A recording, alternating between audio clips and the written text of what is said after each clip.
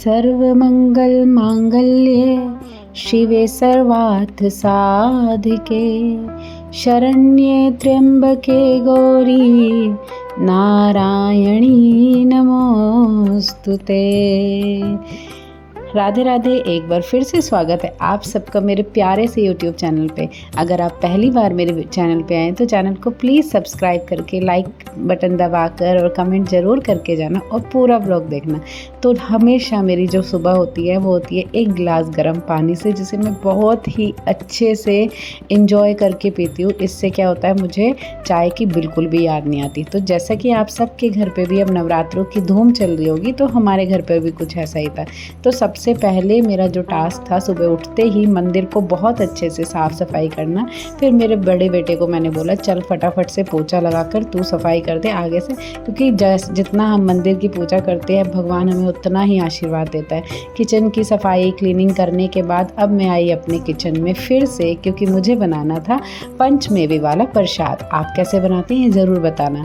सामान आता ही जा रहा था क्योंकि नवरात्रे हैं, वही नवरात्रों की खुशी तो आप सब ही जानते होंगे। सबके घर में खुशियाँ कितनी आ जाती हैं नवरात्रों के साथ में। बहुत ही अलग सा ही अनुभव होता है नवरात्रों में ना, है ना। तो कितना सारा प्रसाद आया। मैंने सबसे पहले गोला को कसा। गोले को कसने के बाद पंचमेवे वाला प्रसाद हम बाहर से लेकर आए, जिसके अंदर बहुत सारे नट्स होते हैं, बहुत सारे मिश्री, काजू, बादाम जो भी होता है वो सब लाए और उसके बाद मिक्स किया। उसमें मिश्री भी मिला दी क्योंकि थोड़ी सी कम पड़ रही थी। उसके बाद बहुत ही प्यारा सा मैंने बॉक्स रेडी कर दिया माता रानी के प्रसाद के लिए।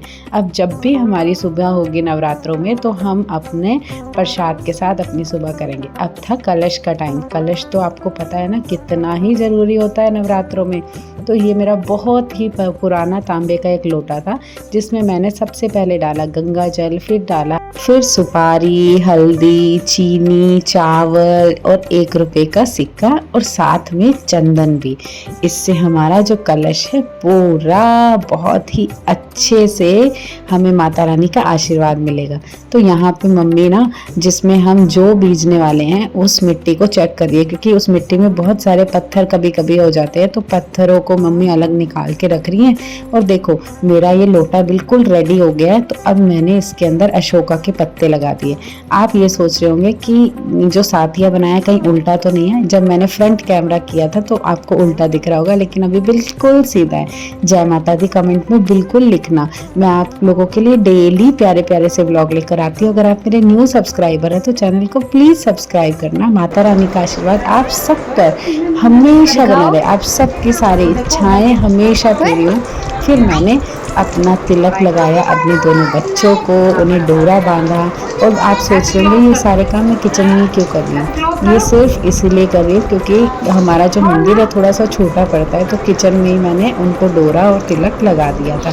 अब क्या था, अब था घट स्थापना का टाइम। तो चलिए जय माता दी बोलते चलते हैं और घट स्थापना करते हैं। तो घट स्थापना करने के लिए सबसे पहले नीचे चावल रखने के बाद हमने जो हमारा घट था, मतलब जो भी हमारा ये लोटा हमने रेडी किया था उस लोटे को हमें रखना है। अब ये है हमारा नारियल, जो है पानी वाला, फुल पानी वाला चेक करके लाना होता है ना हमें। तो जहाँ पे भी इसका फेस होता है जो नारियल का, वो हमें अपनी तरफ मुंह करके रखना होता है। तो ये नारियल का फेस मैंने नारियल को चुन्नी में लपेट के उसके ऊपर फिर से एक डोरा बांध के और उसे अपने घट के ऊपर स्थापित कर दिया है। जय माता दी बोलते चलिए और जय माता दी बोलने में बिल्कुल कंजूसी मत करिए। जो को बीज दिया है माता रानी हमारे घर पर आ गई हैं साक्षात। तो अपना आशीर्वाद हम सब पर सदा बनाए रखे मेरी मैया रानी।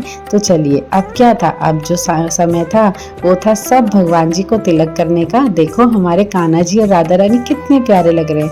अभी हमने कान्हा जी और राधा रानी के लिए एक ही सिंहासन यूज किया है, क्योंकि पहले ये दोनों अलग अलग बैठते, अब हमारा है मंदिर छोटा तो हमने कान्हा जी और राधा रानी के लिए एक ही सिंहासन विराजमान कर दिया है। तो देखो फिर भी कितने प्यारे लग रहे हैं। जयकारा मां शेरा वाली दा बोल सच्चे दरबार की जय। चलिए फिर अब पूजा को हम शुरुआत करते हैं। पूजा की शुरुआत की हमने अपनी चालीसा से, नमस्कार के पाठ से और क्षमा याचना से, और अंत में मैंने की आरती। भविष्य बार बार आके मुझे बहुत परेशान कर रहा था, लेकिन मैंने उसे समझा दिया कि शूज़ लेकर यहाँ नहीं आना। तो हमने, मम्मी और मैंने दोनों ने मिलकर बहुत ही अच्छे से अपनी माता रानी का स्वागत किया। आज घर पे सिर्फ मैं और मम्मी इसलिए हैं क्योंकि बाकी पापा और नितिन दोनों ही अपने अपने काम पर गए हुए हैं। तो चलिए अब माता रानी की आरती का समय आया। माता रानी की आरती करते हैं मिलकर। तुमको निश दिन ध्यावत, मैया जी को निश दिन ध्यावत, हरि ब्रह्मा शिवरी ओम जय अम्बे। मुनि जन सेवक तिनके दुख हारी, शोणित बीज हरे, मैया शोणित बीज हरे।